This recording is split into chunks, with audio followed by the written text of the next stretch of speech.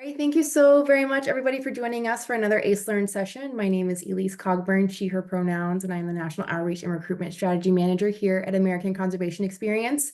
Today, I am so excited to be joined by ACE alumni Alex Tran. He's got a long list of accomplishments throughout his very short career within conservation, but today he'll be sharing his experiences serving within natural disasters through ACE, along with kind of connection with that environmental kind of conservation piece. He's going to talk about kind of the expected kind of conditions and tips and just overall reflection from his time working within this space. So without further ado, I would love to flip it over to Alex to introduce himself a little bit further and dive into our presentation. Thanks so much, Alex. Mm. Thank you, Elise. I do appreciate the kind words. I am just, again, honored for you inviting me to speak based on what has begun in current times. And I'm just glad to talk about my experience with just disaster response in general and just with how that connects to ACE. So I appreciate the introduction, but just for about my talk, you guys can see my slides, right? All right. So the first slide is like little about me. So again, Lisa's probably I'm from Delaware. Before I have joined the conservation world, I have very little environmental experience actually before joining ACE Crew. And what one thing about I love about ACE is that ACE is for everyone. You know, you can learn about conservation and environment and just get into that career. If everyone's curious, before I had this interest in environment. I was basically in university. I studied business and humanities. You know, I always cared about the environment, but I didn't really actually do much. It's like I like trees, you know, but there's not much of like a further like deeper layer of that. But you know, through my adventures of ACE, I learned so much, and it's great. And we talk more about that. Like I said, Ali said about my crew experience. I'm a recent alum of the ACE crew program. I was based in the Asheville branch. Initially, I was supposed to be only 3 months. Actually, it's about a year since I started like ACE, so about like February 13th. And right now, I think I was be in Kentucky camping or somewhere like that. But initially, it was just something that I wanted to do just to have a feel for it.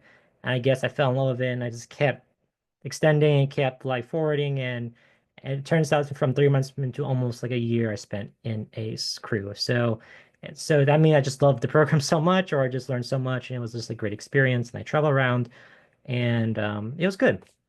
Um, Again, and in terms of relevancy to this the topic, I have served in three natural disasters.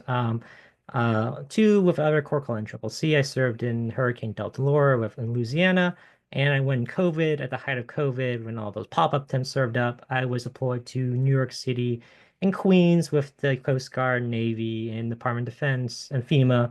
And we did about like so many vaccinations, but in terms, and that was just something I did. But for ACE, I responded to the Iowa floodings in the summer of 2024.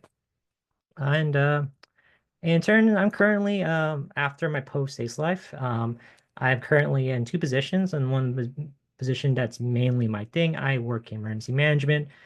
People may know I'm currently a FEMA reservist. So, on the side note, what I say does not represent FEMA for legal reasons and represents a whole. But thing is that it just shows you that there's a transition that doing disaster response can lead to some careers, and definitely my time doing disaster response with ACE has helped, as my cadre manager has said. Let's that being said, let's just talk about overall just the overview of disaster response. As much as I like talking about my personal experience, I want to make sure everyone's on the same level because in order to understand like what is disaster response, how is ACE connect, and what is this, I just want to give like the 60 seconds or like 2 minute overview. What does that mean and how does that go? So let's begin. And so yeah. So how is ACE connected to disaster response? So obviously America's a really big country and a lot of things are going on every day. And since we're such a big country, we believe that people can govern themselves. So, with that being said, we believe that local people can fix local problems. That's what I believe, and that's what these things believe. So, in terms of like that, the concept still applies to disaster management, recovery response, emergency management, etc. So basically, we have responses of local, state, and federal. And basically, if a local problem cannot be solved, it goes to the bumps up the state and goes to the federal level. And usually, how is ACE related to that is that once that the federal kicked in, like let's say the state cannot handle it, they asked the federal government or federal resources, and one of the resources that federal people use is ADAR, which is the American Response Disaster Teams. And if you look on the right side of my slide in the blue circle, you can see all the all the ADAR programs that respond to natural disaster with the disaster framework through AmeriCorps. And you look, the first one is ACE, the American Conservation Experience, and that's pretty cool. And again, just to reiterate, at this time, and that's the kind of reason why I joined ACE, is that only the Asheville, North Carolina branch has ADAR. So again, if you see any ACE member doing deployed through like a disaster, it's usually from the North Carolina Asheville branch or Southeast. And I wish every crew branch had a DART program, but that's a discussion for a later time. But again, just to reiterate, if how is ACE connected to disaster management is that once there's a federally declared disaster and any resources, ACE is asked, or like a team of people like ACE has come to help. So that's how it's related, just to reiterate. So, and that's one of the reasons why I joined ACE. So, for context, for people that don't know, is that in the summer of 2023, I was working at a local habitat for humanity, which is basically an organization that does affordable housing, doing home construction. And thing is that I heard about like the news that these giant fires are happening in Maui. And just through the news, I was devastated and just saw the effects. But I do have somewhat of a personal connection to that like disaster because I have friends that live in Hawaii, not I have family and friends that live in Hawaii. And I do have someone that I knew that built homes in Maui. And she like I talked to her, personally DM'd her, and talked about how it had so much like destruction and like burning like 10 subdivisions, habitat homes, and I just felt like bad. And through numerous things that I will talk about, different topic in my life about like some like dramas happened of work with that, I decided that after those phases of Maui, I want to learn more about how disaster and housing environment all fall hand in hand because I believe everything's interconnected. And it would be a shame that you, like I said to myself, you can't have affordable housing without like an earth. So I wanted to know more about that. And that was the intersectionality. And honestly, um, ironically, as I'm like scrolling, like doom scrolling social media and stuff like that, I see a video about ACE, the response in Maui shortly after. And actually, on the left screen, you see like Instagram snapshot. It wasn't the exact video, but I see this guy, John Casado, a former crew lead. He's a great guy, actually. Um, and he just talked about, he was the feature in a snippet about like his team experiencing disaster response in Maui. And just a funny part about him is that when I first joined ACE, he was my first crew lead ever. So I just get like a text message and it's like, do this. And he walks in the door and I said, like, you're that guy from the video. I know you, you know? And I was like, so honored to meet you. And he was like very confused, like what was going on. So through our shared time at ACE Asheville, it was always a joke that the reason why I joined ACE is because of John and his charisma. And no, but honestly, not to talk about him, it was a good experience, and it was just always a funny coincidence how that led in. I always say social media is important for that in some ways because without that video, I probably would not join ACE. Well, maybe later time, but that's just a fun tidbit I always like to add. Um, but to go back to circle back about the intersectionality of ACE and disaster work is that through all my hitches, I learned about invasive species. So through the crew program, one of the main jobs is to remove invasive species. So I was in North Carolina and we were removing species, and some of the crew leads talked about like the reasons why Maui happened is because there was the island of Maui, their local DNR, Department of Natural Resource, failed for some reason, not to blame them, but had lack of invasive management resources. So that those invasive species just created the natural like tinder for all that wildfire with the winds and everything. So I tell people right now, if you're on Hitch and Crew, any conservation corps, removing weeds or those invasive, you are doing important work. It's very important that you do this because without it, wildfires can happen. I just want to remind people that even though you're like in the cold or in the hot sun, just pulling, think you're like pulling weeds or something, you are doing the woodwork that needs to be done in order to prevent disasters like Maui to happen. So I've done it. It sucks, but I appreciate you guys doing it. You all doing it. And I mean, so and okay, with that being done, so everyone's on the same level. Let's talk about personal experience with disaster. So these are the personal experience I have with disaster and disaster recovery, and all that good stuff. So next slide. So basically, when I mention what ADART is, I just want to briefly mention my pre-ACE experience, just very briefly to how, I was tarping roofs, removing like rakes, and responding to COVID, And the reason why I put these pictures up is that ADART is everything. It can happen all the time. And thing is that no matter what like ACE goes to, the missions of disaster can vary, change day by day. And I want to say like these missions can one day be like ACE members as well.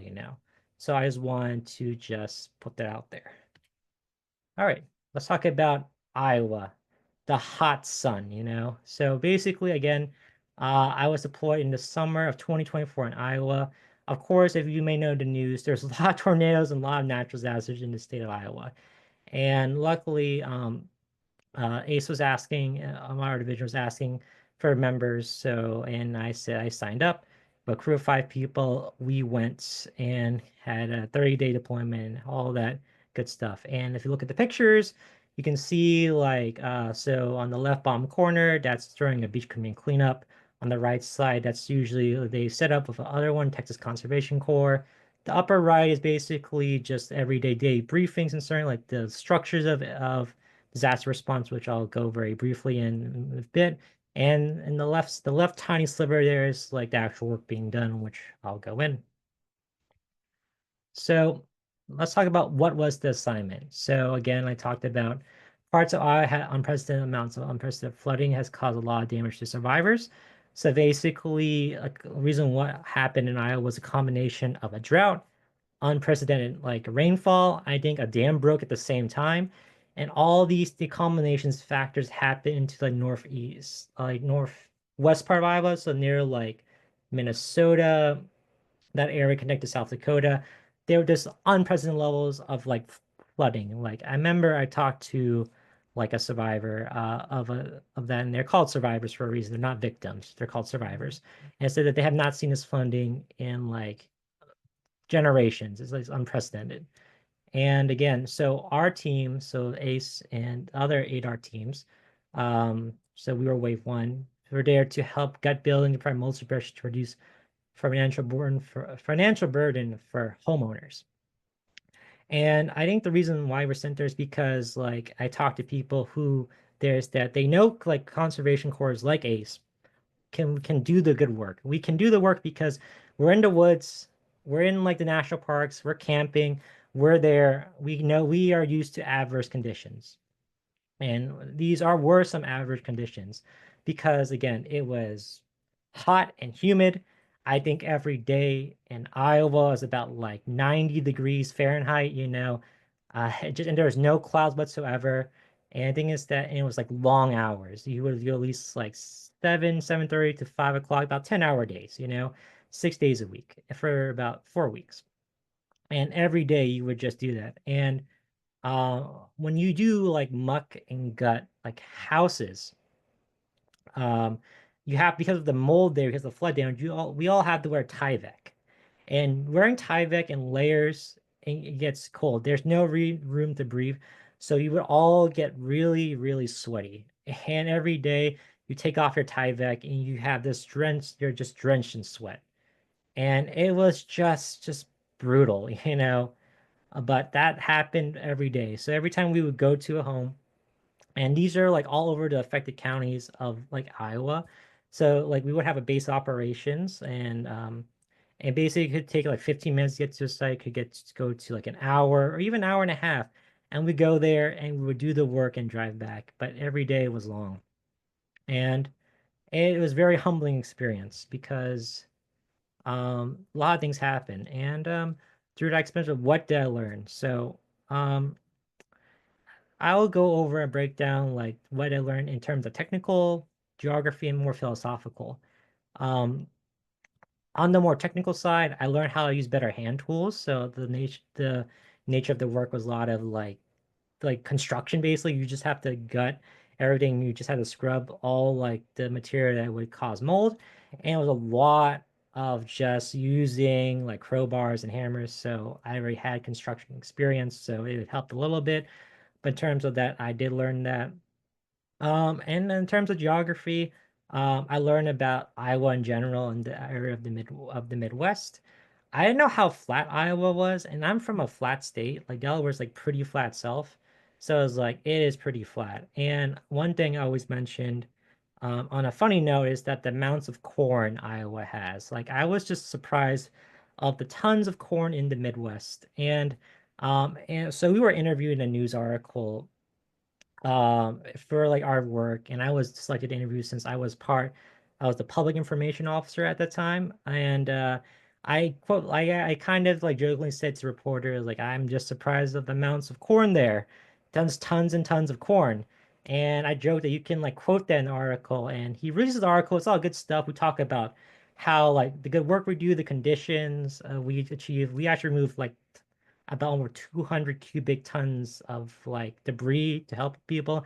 Probably saved a lot of money and all this good work. Like we do good work, we help people, all wholesome stuff and all like, feel good stuff. And at the last like sentence of that article, they talk about like, yeah, he's just scared. Basically, I'm just scared of corn.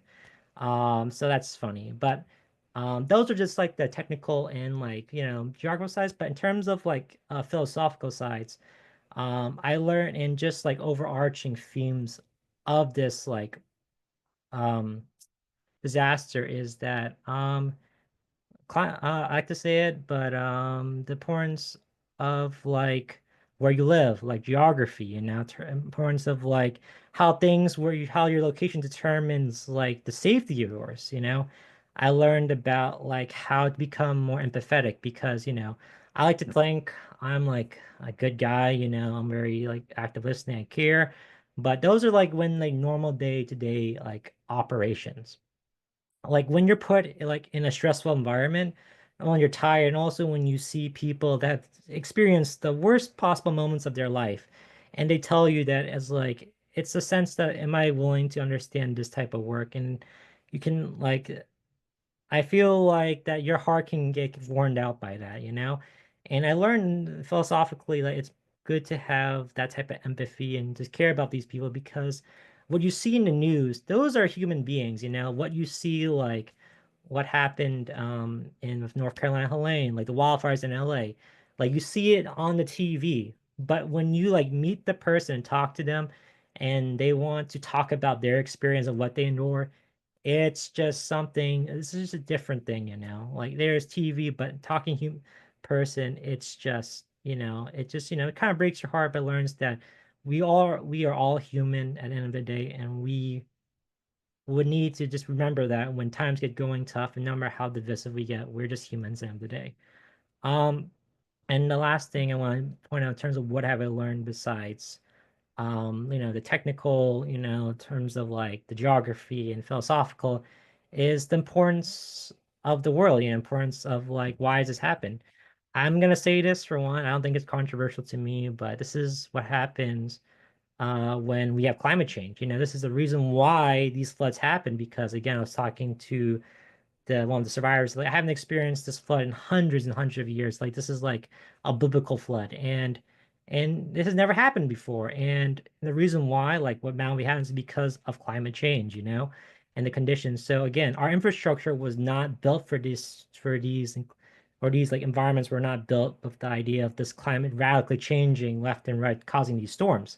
So you have to, and going forward, we have to think about in the future when we plan things, make decisions about climate, about construction, about things, how does that impact each other? And the Iowa was basically the worst case scenario of what has happened. Not, and again, that has, when I think about these things and talk about issues, I want to remember like, oh, this is because of climate change. Again, like I don't speak on behalf of ACE. I'm just an alum. I'm a free person, so that's why I want to say so as a person. But again, the most important part, again, learned about this experience was the people. I have met so much good people throughout my experience in Iowa.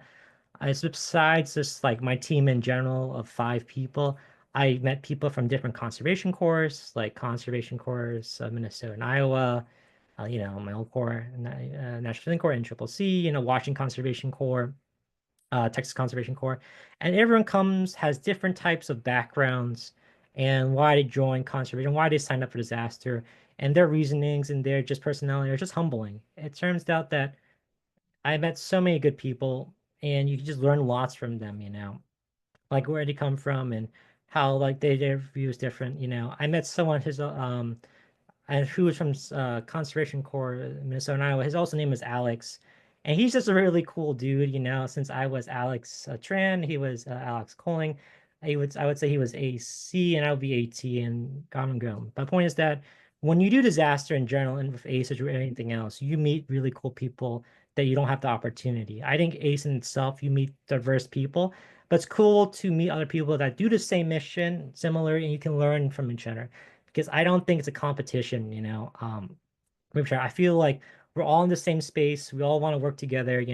We can debate which is best. I have my personal bias. I think Ace is, preferable to me, and I convince other people as well. But end of the day, this type of work is cool. And the people I've met, it was great. And this photo you see right now is when after like our very last days during transitions, like we want to do something for the place that hosts that, which is Camp Okomoji in like Milford, Iowa, if I'm correct. And basically, we did a beach cleanup, so the people of the camp can enjoy the beach. And it would take the camp probably like days or like hours, but we could did that in like 1 to 2 hours because the power of teamwork. And it shows that with when you have people that are together for the same mission, you can accomplish anything. And there's one thing I heard from my time in Iowa was people need help and we help people. And that's a quote that I always say, like no matter what I do, if you're people and they need help, we help people because again, that human connection. So as Elise mentioned about like as I mentioned tips overall, initially when I was like planning this, I was going to talk about like technical stuff, what to do and what to do. However, I decided to like scrap that and just have like quotes and just philosophies that I learned through that training. And again, I don't want to be too like technical about this because the people at the Asheville, North Carolina branch does all the training, do good orientation, and they do a really good job doing that. But I wanted to just pick quotes that I've heard and through my experience include. So initially I'm gonna talk about like what's considered negative or considered like cons is like it's gonna suck sometimes. I feel bad, you can't help everyone, or no one understands me. And those are some common themes that can come up when you do something intensive disaster. Remember, usually it's like 6 days a week for like the 8-hour deployments, at least 10-hour days. It can vary, but that's being the conditions. And you're in like adverse conditions. By the time you finish, all you do is want to sleep. And that's what I want to do. When I finish, make dinner, eat food, and it's like, I'm going to bed. I'm just, and like 10 o'clock, I'm just tired. But, and then I would say these are the counter measures of that. Also, again, I feel burnt out. Is that to counter that too, it's gonna suck something. You have to embrace the suck. That's why you signed up to do these types of works. Again, the reason why conservation corps like ACE and others can do disasters because we have experienced these adverse conditions. So it's gonna suck when you're doing the work in nature sometimes. It's helpful, it's important, but it's gonna suck in disasters. So you just have to embrace it and move on. Again, you feel bad that you can't help everyone, but you do what we can when we can. Like you can't save everyone as much as that I want to save everyone, you have to realize that we all have our own limitations. And if you understand that as a human being, regardless if it's disaster or anything, like helping a friend, a coworker, peer, whatever, you can understand that you did what you in your best ability, and that should make you feel better because you just attempted to help. There's a saying that the part of success or part of like successfulness or winning is like just showing up. You made an attempt to help someone or something, and that what counts. And people say, no one understands me. Well, lean on your support network and your team. I know we're coworkers in these types of environments, you see them 24/7. You have your own support network. Talk to your friends, talk to your family, lean on them. someone trusted, journal, read, do something to relax because it gets stressful sometimes. And also, again, when we do these types of like work, we're all a team. Like when I did ADART in Iowa, I was not only a team with my ACE coworkers or mates, but all the other conservation corps, even the people there. And I would lean on some of them. We would talk, and we would have that great synergy of conversation. I know they use the word synergy. AC will understand that. And again, you feel burned out. In order to help others, you need to take care of yourself. Again, like I mentioned earlier, it's like when you go on a plane, you want to put your oxygen mask first before you help others. Again, for me, in order for me to take care of you, I need to take care of me, and vice versa. And that's a great point I learned. And again, know your own limitations. So next, and just a quick shout out, really quick, and when we talk about disaster, I really want to shout to people that helped in North Carolina during Helene. I know Helene was a really big, crazy thing in the news. I know there's like disasters left and right. There's a disaster in Kentucky right now. I know people there are being deployed through FEMA, but I just want to just point out because not only that personally experienced Helene and of course the ACE Eastern branch was impacted and many other parts of the U.S. southern United States, but I just want to just give like a shout out sometimes to acknowledge that the people, the LR teams there, and just everyone else that just helped with the recovery efforts in North Carolina. I know there are ACE members right now doing disaster response right now, and I want to be shout out to them because this is like wave 3 through my friends that are still in ACE right now, and that's impressive. 3 waves of ACE members going back to back to back to help the people of North Carolina. And I just wanted to just give a shout out and just tell Ace National they're doing the good work and we should acknowledge that. Um, and other people that has helped as well, like federal agencies and just local nonprofits and just the people in general. Again, people need help, we help people, and that's amazing. Um, but again, just to summarize, like this brief conversation with my slide deck, and just to sum up, if you remember anything from this presentation, here are some things. As I mentioned, disaster response isn't for everyone, but if you can, you should, because again, it's type 2 type of fun. It's you'll look back on it and say like, I can't believe I did that.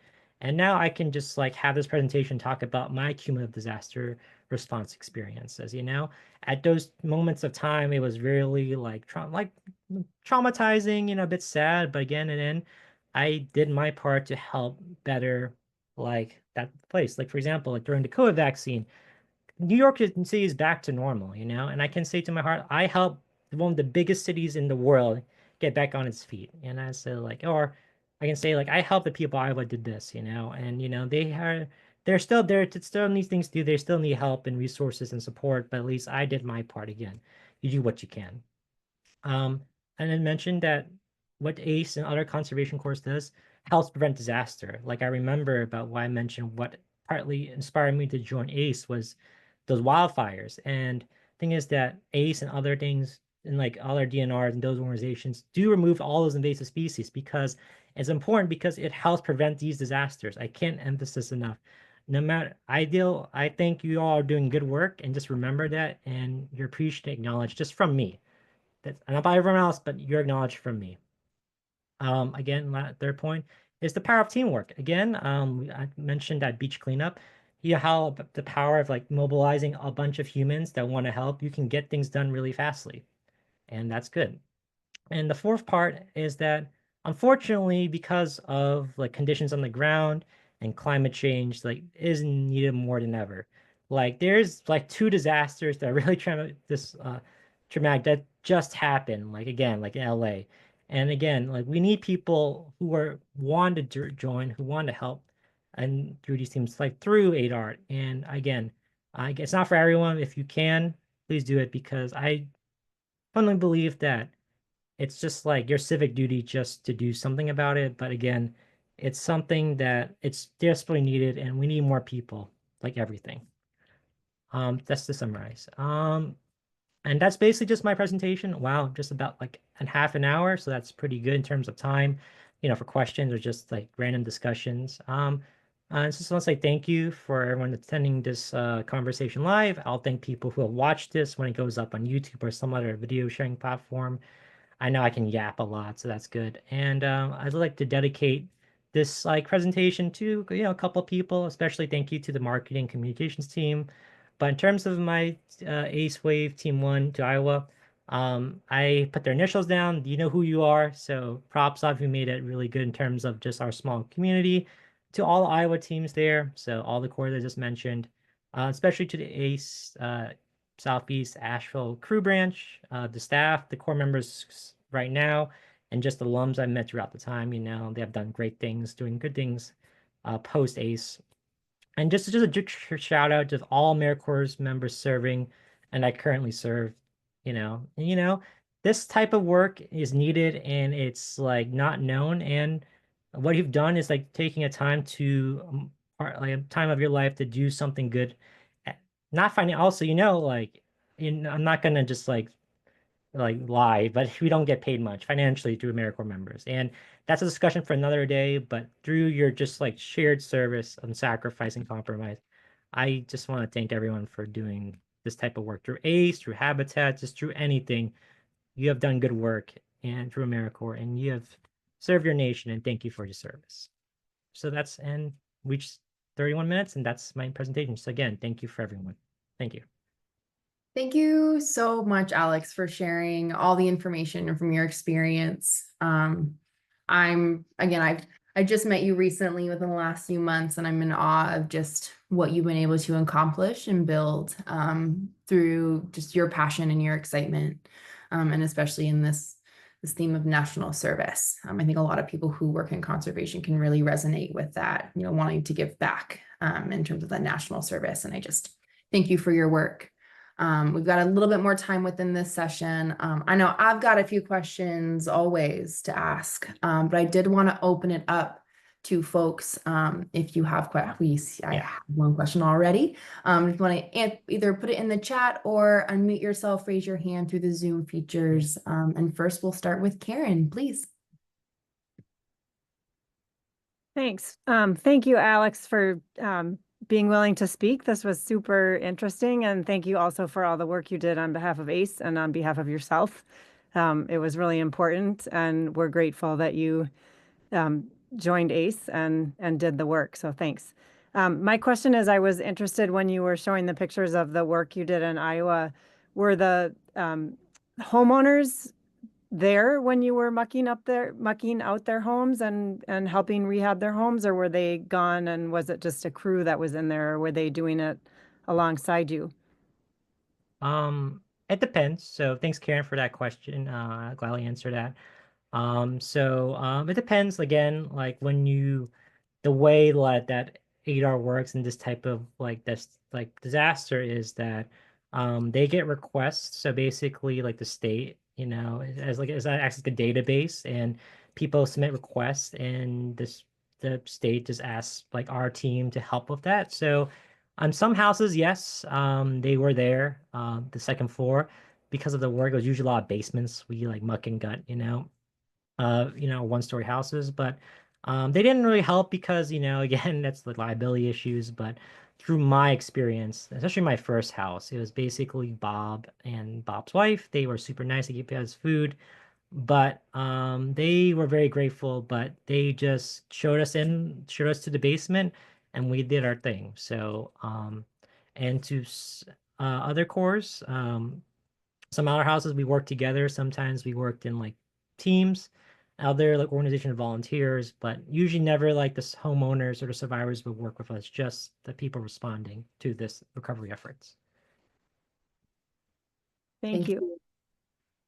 Yeah, thank you. Actually, that was one of the questions that I had was around the collaboration with other crews. If you would work, I know that, within one major disaster, there could be many different crews, helping at different points throughout that disaster. But it sounds like you also worked individually on projects with other crews. You were able to expand that knowledge. Is that correct? Yeah, absolutely.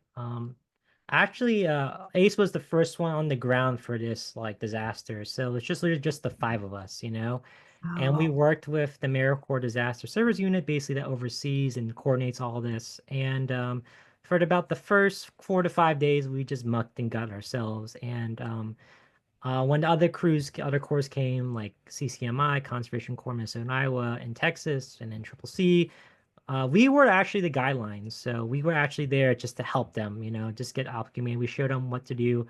Actually, our project manager at ACE, Kelsey Brown, man, she was also the like incident commander for that team for the whole Mhm. deployment. So she oversee anything, and she actually assigned me and other like part team of ACE to help guide them. And I'm just like just got just the hang of it. I just have some construction knowledge. And like I'm gonna show up with like 10 other people that I just met. Like you're gonna show them what to do. And it's like I can, and I did I guess I successfully. can. I get it, and I said they did great, but it was kind of like nerve-wracking. But like, we so Ace basically were mostly for the first wave when the other course coming in, we would get them onboarded. But the thing is that like again, Hero joins a conservation corps. Most of the time they're just like they can do it really fast, learn pretty quickly, and they're on their own. And at the end of like our first wave, which is about 30 days, the second wave came, like Washington Conservation Corps, Okay. and American St. Louis, and the people we taught them, and it was still the same thing. So it was Oh, interesting to work together with them and learn about the ins and outs and how they function as like conservation corps or a service corps, and we learn each other. And at the end, there's a tradition. We have t-shirt swaps. So like in a lot of our at the end, so a lot of corps just swap church t-shirts to each other. So I do have some t-shirts from Texas and Miss and Iowa, and it's great. It's a good souvenir to say, even though I wasn't working part of that core, I can say like, oh, I served with them. in partnership and collaboration, I think that's a really beautiful piece to maybe a pretty traumatic event is that collaboration piece and being able to work with a lot of different people, both within ACE, but then outside of ACE. That's really great. Looks like we've got one conversation here, or one, excuse me, question in the chat coming from B. How do you navigate conversations with people in the midst of these disasters who doubt climate change? Ooh, heavy hitting. I love it.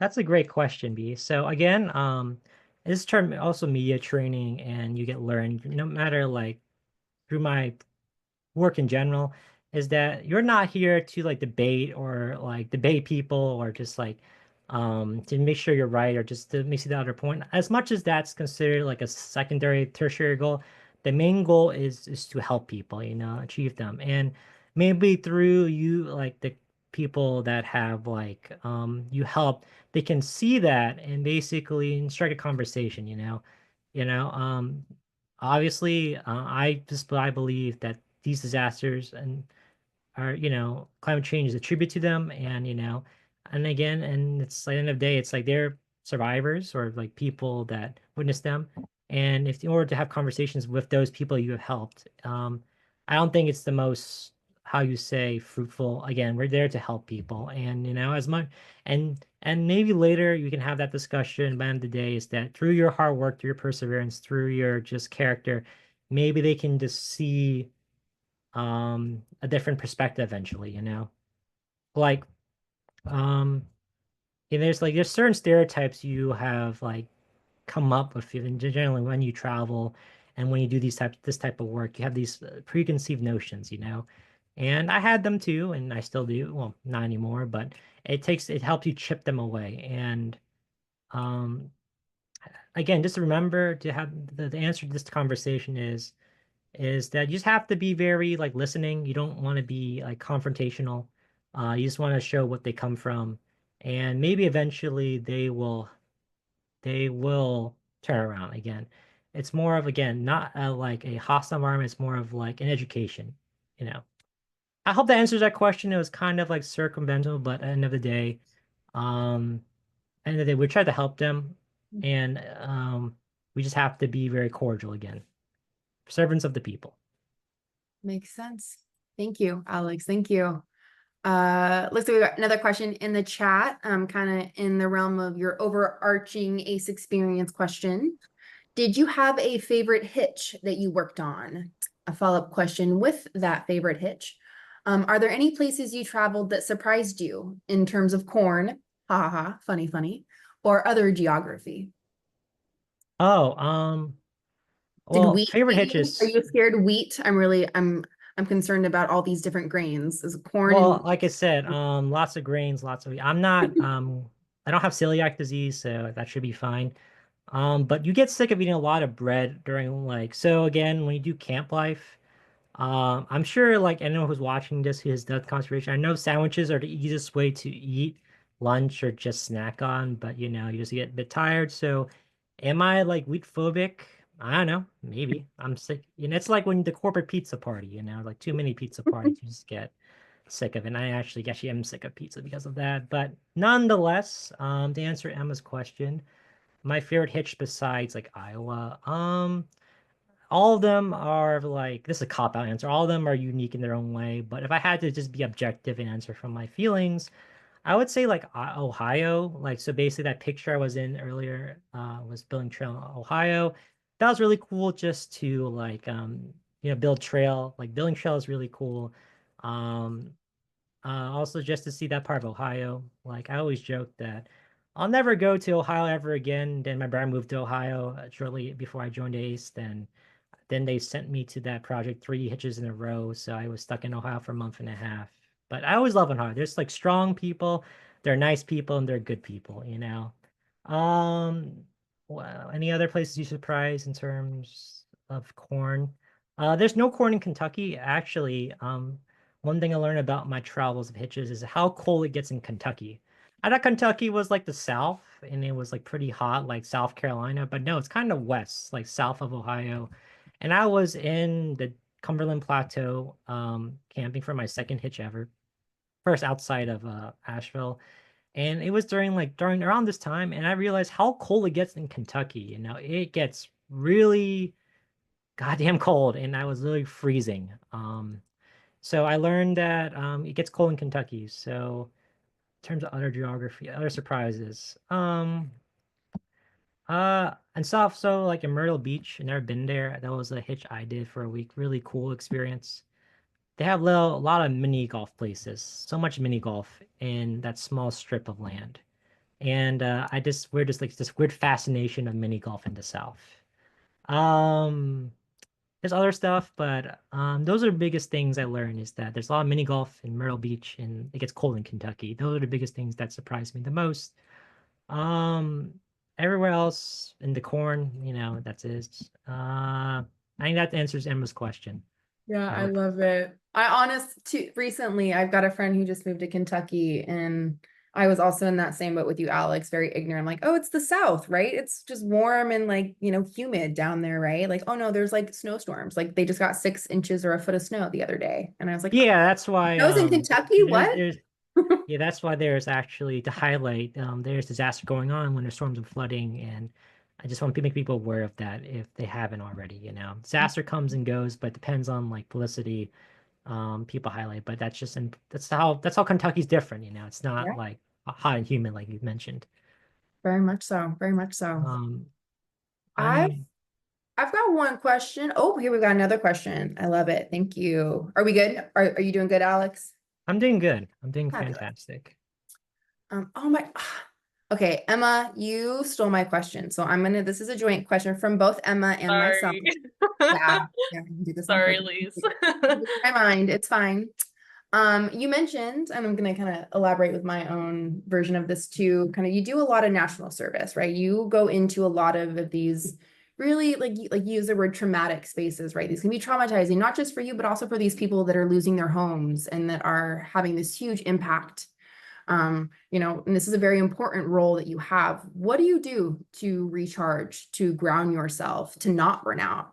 What are kind of some of your go-tos that you've learned throughout your experience doing this type of work that makes it sustainable for you so that you can continue to give to other people, but also giving to yourself a little bit? So to clarify, is this just like disaster in general or just my overall service and cumulative service? However you would like to define it or answer this question. I'll leave that open-ended to you, unless folks have a burning desire, but I think they can be very translatable, potentially. Yeah, I think it's pretty universal how I do it. So yeah, for those that don't really know me too much, I think I have done AmeriCorps a lot, And again, this was actually, and there's a story written about me, is that I did this out of passion out of COVID. So I was my last semester in university when COVID happened. I was planning to move to Asia and just to do stuff, get out, learn the international experience based on my academic background. And basically, lockdowns happened. I was sitting down in my room and I want to do something about it. And I had this nick for travel. So I think I'm a bit of exception because I just feel this was also my duty and also just I'm just high energy in general, how I want to do something for my community, for my country, and the places I've been to, and just want to help. And that has fueled my desire, no matter how it has. There's like it sucks ups and downs. So, I always have that. Again, we think about the bigger picture. I always have that bigger picture. Like I'm doing something for my community, and that brings me joy. I learned through like the hardships about like love languages, and just how that I function as a human being. And I just realized that what gives me joy in life is just serving others and giving back and just making sure people are satisfied. And that makes me satisfied. But to answer your question in terms of actual techniques, what I do to keep grounded is that I make sure to eat. I know I shit you not, like sorry, use expletives. Um, it's like sometimes people forget to eat when times get tough, when things get crazy. Like no matter where I've worked, like if there's a deadline, this house needs to be done, this project needs to be done. People just lose like uh this types of like basic functions. And I remember when things getting going tough, self-reflection, momentary pauses, and these things tend to go out the window. So I always remember to pause myself and just make sure and just say, okay, I'm acting because of this. Um, so I just remember just to, do those methods, but in terms of like actual application, I work out, I read, I journal, basic stuff that's free, like when you're doing this type of work conservation, you don't have access to internet. So basically actually, I have this journal right there. Like like see, this is my journal right here. I just talk about my day, how I'm feeling, and I'm always honest about that to stay grounded. Also, just I have to talk to my support network, have a brother, have friends, significant others here and there, and just a way, again, just to talk about how you feel. But I think the way to to recharge myself is to just remember about what I could do and just remember the bigger picture. That's why I remember the bigger picture. I always remember the bigger picture, always light at the end of the tunnel. There is hope, end of the storm. In terms to answer this other secondary question, any personal recommendations of hobbies, books, or movies? There's this like for movies, hobbies. I recommend just like I don't know. I do recommend reading. Reading has made me. I have just read a lot in the last like year and a half ever since I've done this type of work, and you learn a lot through reading, and I think it's free. It's mostly free compared to other things, but it doesn't require electricity, so I recommend that. Movies, I do recommend this movie called Perfect Days. It's basically about enjoying, well, the monotony in life and talks about like how there's pros and cons to it, but it's a good philosophical film in terms of just introspection. Um, I think it's about I can answer, but I do like working out, so I always recommend people to run or go to the gym. That always tells my feelings, but I that's just me. Yeah, I fall into that camp. I have a lot of feelings all the time. I feel like sometimes, depending on the time of day or month or whatever, and moving my body, even as minuscule as just going for a walk. It doesn't necessarily have to be this huge, vigorous, go to the gym, get sweaty. Yes, I do that. And some days I just have capacity to go for a walk around the block with my dog. And so that's what, I'm going to do today. I love that. Thank you. Thank you very much, Alex. Got a few more minutes left in this session. I just wanted to give a little bit more space if folks have any other questions they would like to ask Alex. Mm.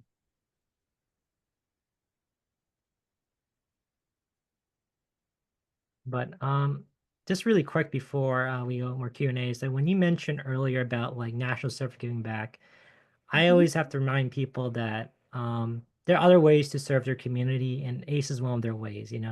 you're not Mm. directly helping someone get out of poverty or giving them food unless there's disaster. But besides the point is that, again, I want to illustrate through this talk, there are many ways for people to like give back, and intermittently in the long term. Again, it's a big battle. 100%.